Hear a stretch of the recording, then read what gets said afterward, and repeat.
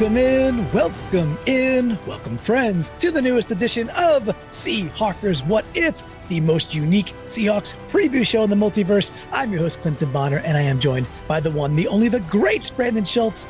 And of course, it would not be, it could not be, we could not traverse the Seahawks multiverse without the protector of that multiverse, and that is Mr. Phil Leidig down there, center square. Mr. Phil, you're gracing us with your presence, though you're on the road. How you doing today, bud?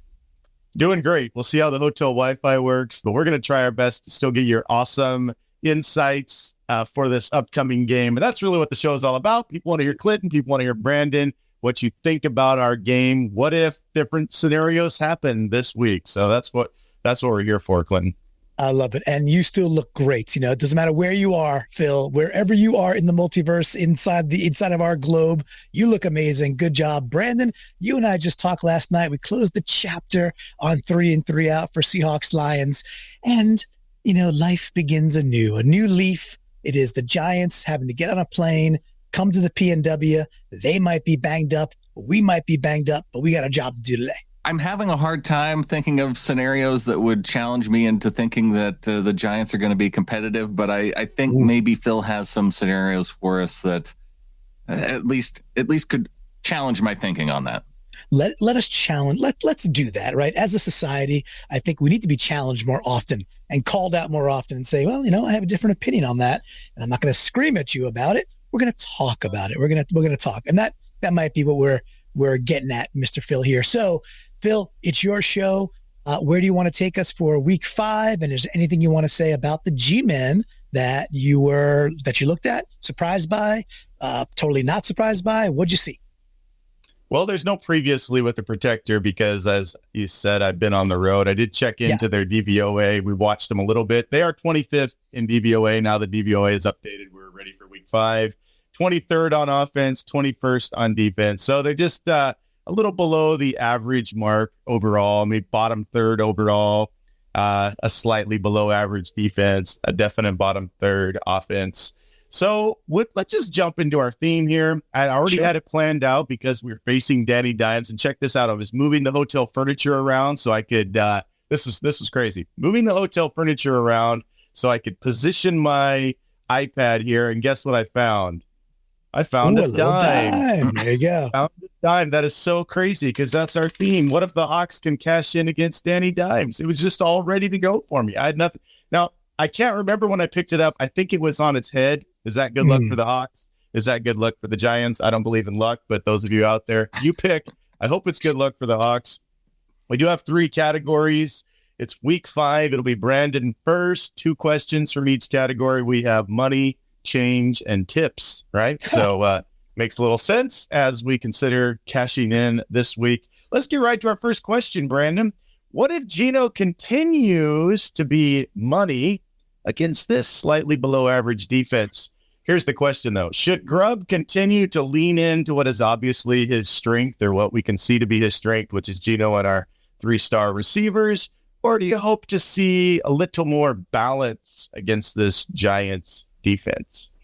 Well, it's not just even against the Giants. I do hope to see more balance overall, because one of the things we talked about on the flagship show, Adam and I, what was the best quarter for the Seahawks in this last game on Monday Night Football against the Detroit Lions? It was quarter number 3, and that was the one quarter where Ken Walker was involved in getting the football.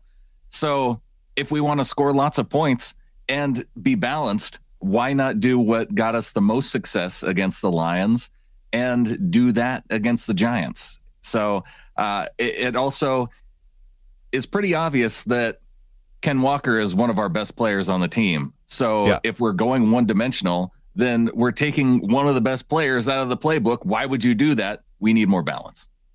Love it. How about you, Clinton? You got thoughts?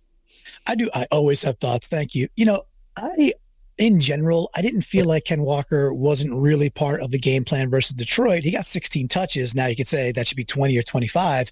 Sure, he was super effective, so it doesn't seem like he wasn't involved because he was just so awesome when he did touch the ball, doing crazy stuff. The game plan against Detroit was very clearly, let's get points on the board through the air so that we could try to make Detroit a bit more one-dimensional and have to throw more than lean on the run game. That's how I think they went in. Didn't go that way once we fumbled the ball, and plus we were down 7-0, so 14-0. This should be different. It should be different because the Giants are not the Lions.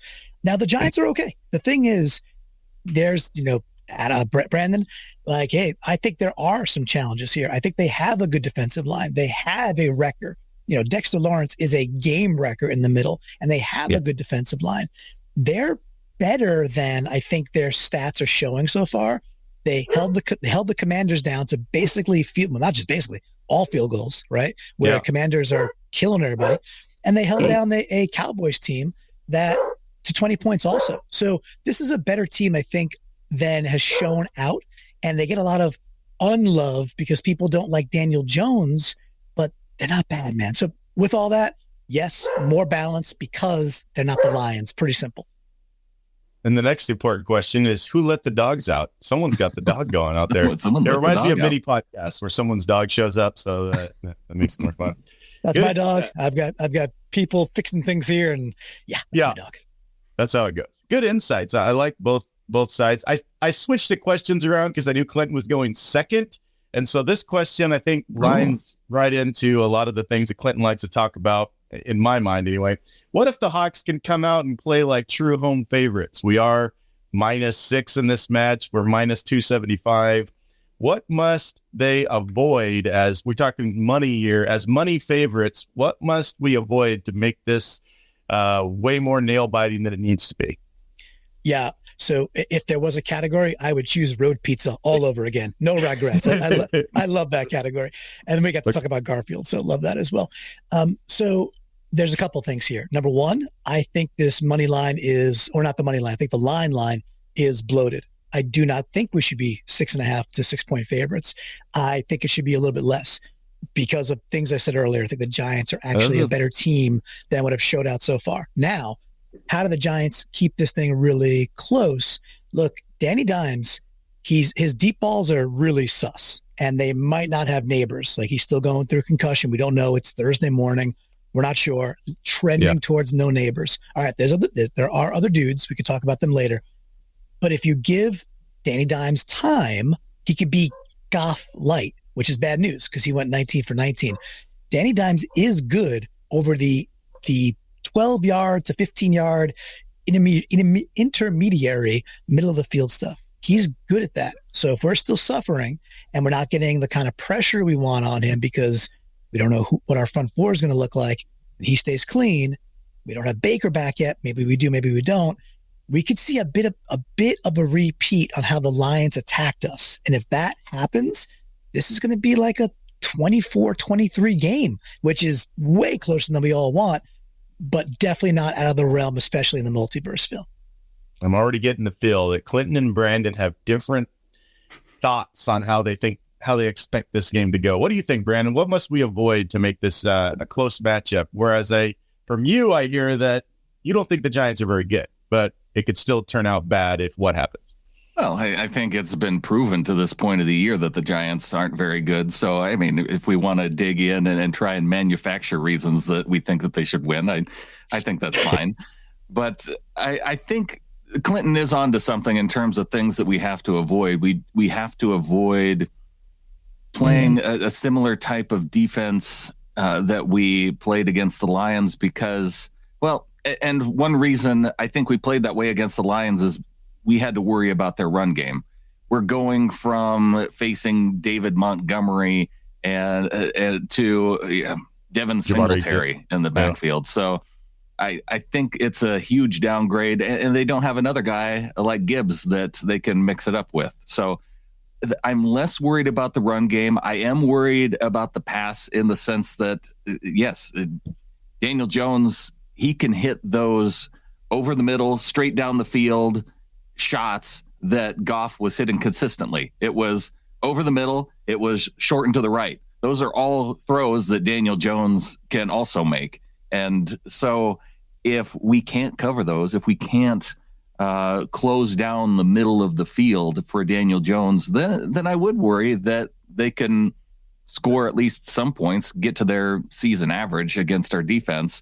And I I guess that's one area where I'm concerned, but I don't think it's a concern enough that they can find a lot of points out there on Sunday. Yeah, Daniel, I've always been surprised they call him Danny Dimes, because what I worry about with him is running more than I worry about his arm. He hasn't been running much. Well, Okay, but he's coming off a torn ACL, right? So his running is just kind of, I think, depressed because of that.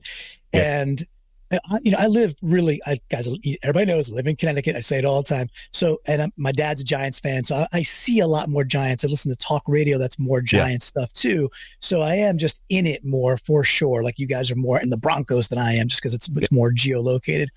The dude behind Nabers and Singletary is Tyrone Tracy. So if Singletary can't go because he might be a bit dinged, he's to me, he's like a clone of Singletary. It's not like a 1-2. It's like a 1-1. Same dude to me. Shifty, good out of the backfield, can make you miss. He's a rookie. Like he's okay. And their line's okay, guys. Like that's the thing. It's like, look, they got John Michael Schmitz, we all wanted, as a center who's playing better. They got John Runyon now at left guard, who's come in and played really good.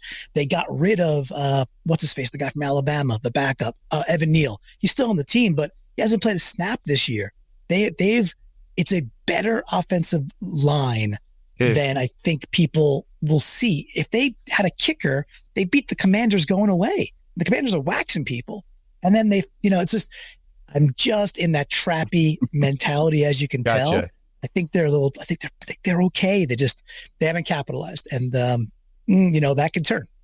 Yeah, their line's not as good as the Lions, but they have a line. No, they're better than ours. So that all true things. Yeah, okay. All true things. All right, well, let's change categories to the category of change. We move over here to Brandon. What if Coach Mike makes a few changes with our defense? Are there players you hope to see more of in this matchup, or styles, approaches you'd like to see a little different, Brandon? Man, in terms of defense,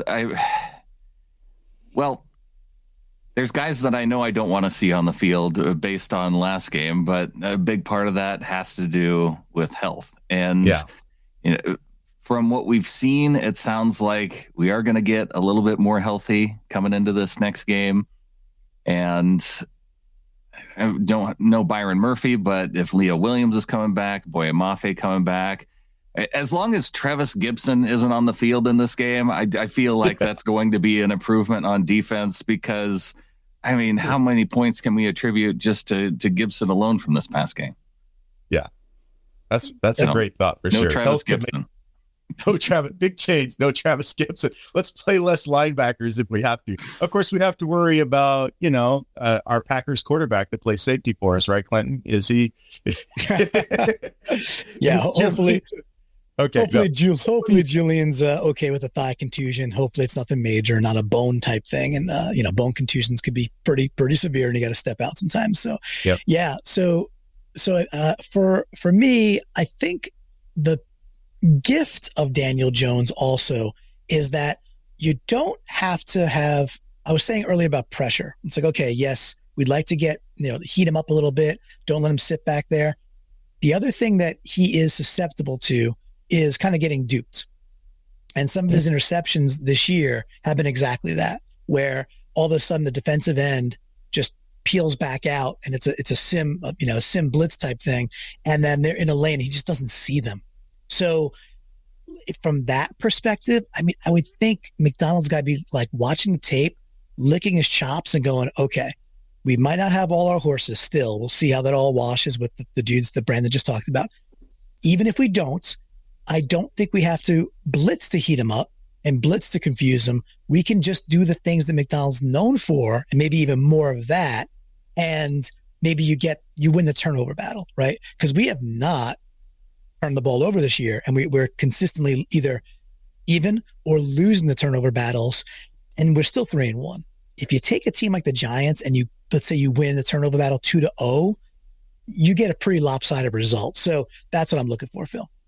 Yeah, I think Clinton is getting at one of the things that was a major problem last game, is that manufacturing pressure, they were able to pick it up well, and that led to a lot of their big plays. And I think against the Giants, you let Jones try and beat you rather than trying to pressure into making throws where, in hindsight, maybe if they wouldn't have added the extra pressure against Goff, maybe things would be a little different. I don't know. Clinton kind of read right into my next question, which is this turnover differential problem, which cracks me up that he just moved right there. I'll go ahead and ask it and see if you have anything to add here. One of our defense can provide some sudden change turnovers against Danny and the G-men. They're definitely susceptible. How do you expect us to change our turnover differential for the better? I know you talked about confusing him. Is there anything else you think that needs to be done to make sure? Because this isn't right. I mean, we're a 3-1 team. I feel like, only -3 right now on turnover differential, or 4. Maybe it's 4 now. Is there other things that you expect us to do so we can start winning the turnover battle? The one other thing that I could add on to it that I think is useful is, in the preseason, I was talking about it on some of our shows about, wow, look, this team looks like they understand that if you're not going to get to the QB, that when you're in the lane, get your paws up. Get some batted passes, deflections. Just get some deflections at the line, because then it's volleyball. Then we're going to be talking about Karch Karai, and then we're picking some balls off that just would not have been potentially picked off. So just to add that with, let's confuse them. And for the dudes that are staying in lanes and getting in the way of Danny's vision, just let's get our hands on a couple of balls. I saw it in the preseason, something I thought really lacked in the last few years of the Carroll regime. It's like, where did it go? Like, other dudes knew how to time things. Then it seemed to disappear. Then I saw it in the preseason. I was like, oh, it's back. And I haven't seen it really, besides Mafe off the edge, the one I could recall. So a little bit of that, Phil, a little bit of just tipping that ball up the line. And it's deflating to begin with when that happens, but you also can get a turnover from that process. Yeah, we are -3. That's what I thought. Brandon, any other thoughts on how we might fix this problem being left? It's not just a defensive problem. And one of the things that we saw where our turnovers came from on offense is throwing the football. And I think that if we're going to be running 80 plays a game, I think we're probably going to see around an average of 2 turnovers per game. And that's just part of, throwing the ball 50 sometimes. You're putting it in danger with, whether it's a tipped pass, whether it's a slight overthrow. I think that puts you in more danger. So I think getting away from the pass, running the football more, controlling the time on controlling the time of possession. We did well controlling time of possession, but we just still ran almost 80 plays against the Lions. I think bringing that down is going to help our offense keep from turning the ball over. Yeah, good call. Okay, well, let's go to our last category, and we're in the US of A. So you talk about money, you have to talk about tips. What if you give the listeners a few tips regarding some dangerous Giants players? Who should concern us most from looking over their team, Brandon? Yeah, the guys on the defensive line are the most concerning to me. You look across the line of scrimmage, and yeah, we had one guy to worry about in Aiden Hutchinson. We had a couple other guys on their defensive line to worry about too, but they have 3 guys that I really worry about up front. It's Brian Burns, who they got from Carolina. He's a really good pass rusher. Kayvon Thibodeau on the other edge. So tackles are going to be tested by those 2 guys all day long. And up the middle, you have Dexter Lawrence. So it's they've got guys who can bring pressure. Okereke is also a solid linebacker who I think they can send at the quarterback. And it's that group of 4, I think, that really concern me on that defense. Chalk, Clinton. How about you take us to the nuance answer? But Brandon definitely nailed the biggest fears that we have. What else we got to concern about some Giants players, Clinton? Yeah, so a name that we need to watch out for those that play fantasy, especially PPR fantasy, then you're going to be like, well, no, duh. But many don't, right? Or you're in fantasy leagues and it's not PPR. But Wan'Dale Robinson is an issue in the sense that he is Amon-Ra light, and he's really effective. Now, he is way more effective when Malik Nabers is on the field. Or let's put it this way. His ceiling of how many balls are going to go his way and how many times he's going to touch the ball on things that are short, to the flat, et cetera, definitely goes up with Malik. because they're gonna do what they do. If he's a 1 on the Giants and then Slayton becomes a 2, Darius Slayton, it's a different ball game. So it really depends on if Malik is playing or not. Trending that he's not. Regardless, don't be surprised if it's like beginning of quarter 4 and you're like, why does Wan'Dale Robinson have 7 receptions for 81 yards and a touchdown? Like, he gets the ball a lot. He's really good with yak. He is very sure-handed, and he's just a pest. He is the exact kind of dude you really want on your team and the exact kind of dude you hate playing when you're up against him. So that's the one guy that's like, circle him, number 17, watch out for him. A lot of volume will go to Robinson. They're doing it with Malik, and if he's not there, they will probably double down on getting him his chances. These are the guys that Clinton's usually pretty accurate about. So now I'm concerned about watching for this happening over and over. It's so the pay one attention guy, there. It's the one guy. Well, if Nabers isn't playing. But let me push back a little bit. Darius Slayton's a pretty good wide receiver. He drops the ball a decent amount, but Darius Slayton's pretty okay. And they got Jalen. Yes, he's forever the pretty good guy. And that's fine as a 3, right? It's fine. And then they have Jalen Hyatt, who to this point has really been like just a go route guy and hasn't really progressed the tree. But he's fast. He could test it deep. With all that, like, I get it. It's one guy. I understand that. But it's, again, I'm just going to anchor back on, this is a better football team than I think people think it is. And with the distance between New York and Seattle, and with the records being 1-3, and with people loving to hate on Daniel Jones, there's this false sense of this is an easy game. I just don't see it that way. Got it. Yeah. And Darius Slayton, if he's your 1 or 2, you're definitely fans that are really looking for an upgrade at the wide receiver position. But he's fine as a 3 or 4. That's correct. That's okay. Okay. Last question. What if you could give any Seahawks some tips, Clinton? I was going to say the O-line, but I changed it to any Seahawks. If they just do this, the narrative could keep improving incrementally for them. If you just wanted to tip them in this particular area, Clinton, go ahead. Yeah. So I've certainly, I don't feel equipped to give a professional player a tip, right, in that way. But what I would like to see more of, which I think answers the question just as fine, is last week I thought Grubb did do an exceptional job of scheming and getting certain folks open on demand. And that included AJ Barner. Brandon and I just talked about last night. I was like, ooh, AJ reminds me of Zach Miller. Like a young Zach Miller. By the way, there was a YouTube commenter that was like, that's insulting. I was like, how is that? It's like, okay, I appreciate the comment. We like those. But I don't know. Champion Zach Miller. Zach Miller. Of course. And future champion AJ Barner. But they did a very unique pairing. There was a little quantum entanglement where when Barner was out in the flat, they were using Bobo as almost a lead blocker. So it was an easy scheme to get Barner the ball with Bobo ahead as a blocker. To me, that's a pretty good recipe for short little pass, convertible, yak, because you got a really good blocker leading the way. Maybe, it's not like maybe dial it up more, but can we see that 2 or 3 times this game? Because if it ain't broke, don't fix it. I'd love to see more of that, Phil. I love the physicality of the Grubb pass game. If a pass game could be physical, Grubb's figured a lot of that out. Brandon, how about you?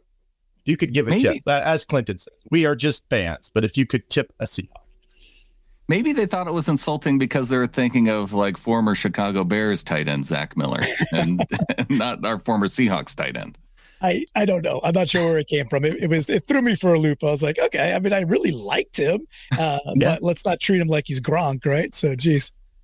And also a past champion, AJ Barner, in college. So we can't forget that. There you go. Changes on the offensive line or tips for the offensive line. What I'd like to see, I guess, is just make a decision between Haynes and Bradford. This 50-50 stuff, it's fine, but I think we've seen enough, especially if we're going to continue to go pass heavy, make the switch to Haynes. If we're going to be a balanced running team, then keep Bradford in there. Why are we doing this? One game it'll be all Bradford, and then now it's 60-40. Just pick one and do it based on the type of offense that you intend to play going forward. I think neither of them have proved that they deserve the job quite yet. That's probably why they're thinking that. But totally get the reasoning behind that. Right. That's it for our questions. We do want to hear our wishes. Let me tell you, when we get back to my home studio, we'll have the graphics to show who's leading. I'm not going to be able to tabulate that quite yet, so we'll get 2 of them next week. But I did want to check from our flock who had thrown some things in the Discord wishing well. We did have a couple of them, I noticed, beginning with Car has a wish. I'm going to be at the game on Sunday. I'm really hoping to see 100-yard rushing game from K9. I know Phil hasn't asked for wishes yet, but he forgets sometimes, and she's exactly right. So I'm glad. And they got a lot of 100s and laughs on that. So I guess everybody in the flock knows that I did forget. Josh, wish Geno to throw for 300+ yards and 2 touchdowns to squelch the haters who say he hasn't thrown enough tutties. There's always more. You can always want more. Only 4. He's only thrown 4, but that's because we've been running the ball in the red zone, which is also nice. Yeah. I like K9 getting 3 touchdowns and Geno throwing 400 yards. That's fine either way. Wish for the secondary to get an interception. Yes, I'm with you. To get themselves refocused after not doing as well on Monday. Frost, Geno finally comes through with a multi-touchdown game. Apparently nobody likes K9 hat tricks. Everybody wants Geno to get a hat trick, or maybe they just want to go back and forth. I'm fine with that too. Three touchdowns for Geno from Frost. Witherfork, 0 points for the Giants. Sure. Rising Akra, time to turn it around on D and shut out the Giants. So our last 2 wishes, Clinton, are shutouts against the Giants. It's been a very long time since we've had a shutout. That would be super fun. Brandon, you go first with your wish. My what if Superhawk for this game will be, I think that with that idea that Wan'Dale Robinson could have a good game, I think that putting Devin Witherspoon on Wan'Dale would be the way to go. And so I'm going Witherspoon INT as my what if Superhawk. That would be fun to watch him return something. I think he's going to bring some juice when he does that. Looking forward to the Witherspoon interception. How about you, Clinton? What's your what if Superhawk for this game? For sure. And last time that I got to see the Giants play the Seahawks live at, MetLife there at East Lumen, it was a big Spoon game. That was kind of his national coming out party. And I was hanging with Wilson Kahn during halftime. Great game. I wouldn't do this. I would never do this, but I'm so cemented in this that I can't move from it. I'm also going Devin Witherspoon. However, careful. I'm calling for a Devin Witherspoon sack.